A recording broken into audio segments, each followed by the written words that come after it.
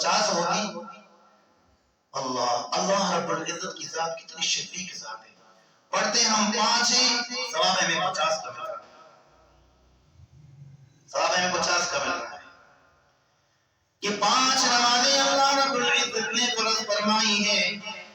من احسن وضوءہن، جس نے ان نمازوں کے لیے اچھے طریقے سے وضو کیا. اچھے طریقے سے کیا مراد ہے؟ آداب کی رعایت رکھتے ہوئے، مستحبات کی رعایت رکھتے ہوئے. سب سے پہلے وضو کا طریقہ سیکھنا چاہیے. ہم جب وضو کے لیے بیٹھتے ہیں وہاں ہمیں باتیں یاد آ جاتی. عجیب قسم کے لوگ ہیں، مجھے حیرانگی ہو جاتی ہے کبھی کبھار.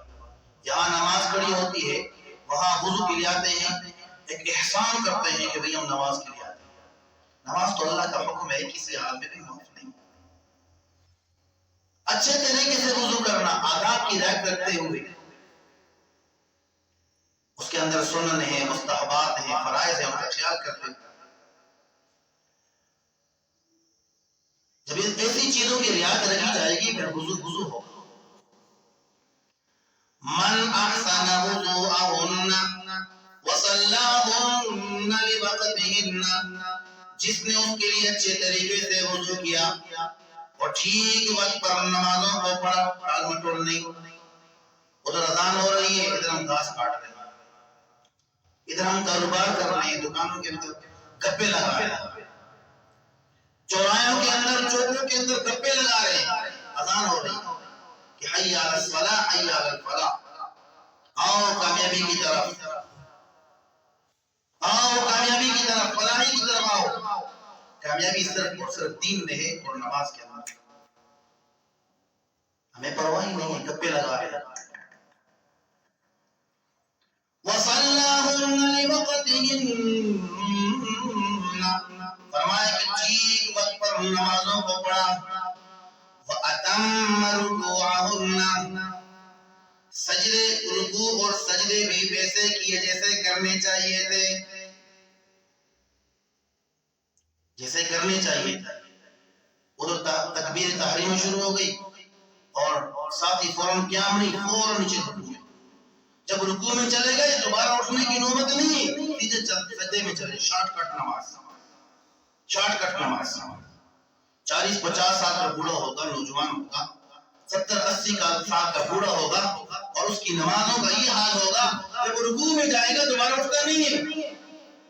ایسی نمازوں کا کوئی فائدہ نہیں. تعدیل ارکان ضروری ہے نماز کے. قوما واجب ہے. ایک بندے سے واجب رہ چکا، اس کی نماز نہیں ہوتی، سے صاف ہے. وَأَتَمَّ رُكُوعَهُنَّ وَخُشُوعَهُنَّ، رکوع اور سجدے جس سے کرنے چاہیے تھے ویسے ہی کیے اور خشوع کی صفت کے ساتھ ان کو ادا کیا. خشوع کی صفت کے ساتھ. تو اللہ کے نبی نے فرمایا کان لہ علی اللہ عہدا، تو ایسے شخص کا اللہ رب العزت کے ساتھ پکا وعدہ ہے. ایسے شخص کے لیے اللہ کا پکا وعدہ ہے ان یغفر لہ، اس کی مغفرت فرمائے. پکا وعدہ. ومن لم يفعل فليس له على الله عهدا، اور جو شخص اس طرح نماز نہیں پڑھتا، جو طریقہ ہے صلو کما رأیتمونی اصلی، اللہ کے نبی نے فرمایا جس طرح میں نماز پڑھتا ہوں اس طریقے سے نماز پڑھو. اگر یہ طریقہ نمازوں کے اندر نہیں ہے، نہ اس کے واجبات کا پتہ، نہ فرائض کا پتہ، نہ مسائل کا پتہ، نہ کچھ نہیں، نہ ضرورت پڑتی. کتنے مسائل ہیں. مفتی شفیع صاحب لکھتے ہیں، مفتی اعظم پاکستان ہے مفتی شفیع رحمہ اللہ، فرماتے ہیں کہ 40,000 مسائل ہیں. کبھی کبھار ایسا مسئلہ آ جاتا ہے مجھے بھی دقت ہوتی ہے کہ میں اس کا کیا جواب دوں، اس مسئلے کا میں کیا جواب دوں. ہمیں ضرورت ہی نہیں، ہمیں ضرورت ہی نہیں کہ ہمارا رکوع کیسا ہو، ہمارا ڈھانچہ کیسا ہو نماز کا. کبھی ہم نے ضرورت پیش ہی نہیں کی کہ امام صاحب کے پاس بیٹھ جائیں تو کم از کم اپنی نماز تو درست کریں. اپنی نماز تو کم از کم درست کریں. کوئی خیال نہیں آیا. تو اللہ کی نبی نے فرمایا جس کی نماز ایسی نہیں ہے فَلَيْسَ لَهُ عَلَى اللَّهِ عَهْدًا، تو اس کے ساتھ اللہ رب العزت کا کوئی وعدہ نہیں ہے. إِن شَاءَ غَفَرَ لَهُ وَإِن شَاءَ عَذَّبَهُ، چاہے اس کی مغفرت ہو جائے چاہے اس کو عذاب اس کو سزا ملے یا اس کی مغفرت ہو جائے اس کی بخشش ہو جائے، اللہ کی مرضی. تو میرے محترم دوست اور بزرگوں، سیکھ کر نماز پڑھنی چاہیے.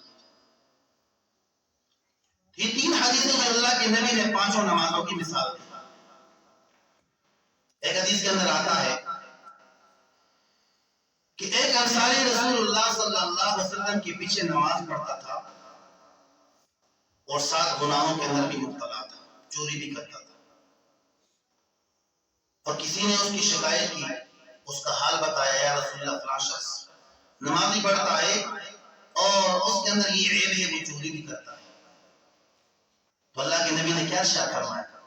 فرمایا کہ عن قریب اس کا نماز پڑھنا اس کو برے فعل سے روک دے گا، برے کاموں سے روک دے گا.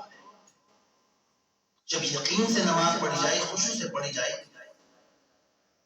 خشوع سے پڑھی جائے، یقیناً انسان جب دعا کرتا ہے اللہ رب العزت ان کی دعائیں قبول فرماتا، رد نہیں کرتا. در منصور ایک حدیث ہے، حضرت امام بن حسین رضی اللہ تعالی عنہ سے روایت ہے، جو آیت میں نے خطبے میں تلاوت کی کہ ان الصلاۃ تنہی عن الفحشاء والمنکر. کسی شخص نے رسول اللہ صلی اللہ علیہ وسلم سے اس آیت کے متعلق پوچھا، سوال کیا کہ اللہ رب العزت کا ارشاد، اللہ کا قول کہ بے شک نماز بے حیائی اور ناشائستہ کاموں سے روکتی ہے، اس کے متعلق پوچھا. تو اللہ کے نبی نے کیا ارشاد فرمایا؟ فقال من لم تنهه صلاته عن الفحشاء والمنکر فلا صلاۃ له. فرمایا کہ جس کی نماز ایسی نہیں ہے جس کو برے کاموں سے نہ روکے، بے حیائی سے نہ روکے، اس کی نماز نہیں ہے. کتنی بڑی دولت ہے نماز. اس حدیث کے ذیل میں ابو العالیہ رحمہ اللہ فرماتے ہیں کہ اللہ رب العزت کا یہ ارشاد ان الصلاۃ تنہی عن الفحشاء والمنکر، کہ بے شک نماز بے حیائی اور برے باتوں سے روکتی ہے. فرمایا کہ نماز کے اندر 3 چیزیں ہوتی ہیں، 3 چیزیں ہوتی ہیں. ایک اخلاص، اور دوسرا اللہ کا خوف، اور تیسری چیز اللہ کا ذکر. جس نماز کے اندر یہ 3 چیزیں نہیں ہیں وہ نماز نہیں. اب اخلاص ہے پہلی چیز. کوئی عمل اخلاص کے بغیر قبول نہیں، کوئی بھی عمل، صدقہ ہے، خیرات ہے، ذکر ہے، نماز کا پڑھنا ہے. علماء فرماتے ہیں کہ اچھے سے اچھا عمل ہو اگرچہ مقدار میں کم ہو، اس لیے عمل کے اندر اچھائی 2 طریقوں سے آتی ہے. عمل کے اندر اچھائی 2 طریقوں سے آتی ہے. اول یہ کہ اس عمل کے اندر اخلاص ہو اور اللہ تعالیٰ کی رضا مند ہو. فرض کر میں نماز پڑھتا ہوں، کیوں پڑھتا ہوں؟ نماز اس لیے پڑھتا ہوں کہ میرا رب مجھ سے راضی ہو جائے، اللہ کا حکم ہے. اور جب نماز پڑھنے لگا ہوں تو میرا مقصود صرف اللہ کی رضا، اللہ کی رضا. تو پہلی چیز کیا ہے؟ اخلاص ہے، اللہ تعالیٰ کی رضا مطلوب. اور دوسری چیز وہ عمل جو کتاب اللہ اور سنت رسول کے مطابق ہو. ہم میں سے ہر شخص اخلاص کا دعویٰ کرتا ہے، بہت سارے اعمال کرتے ہیں. اگرچہ ہم مخلص ہوتے ہیں، اپنے خیال سے ہم مخلص ہوتے ہیں، لیکن ہمارا وہ عمل وہ قابل قبول نہیں ہوتا، اس لیے وہ کتاب اللہ سنت رسول کے مطابق نہیں ہوتا. اس کی فکر کرنی چاہیے. اگر نماز کے اندر اخلاص ہے،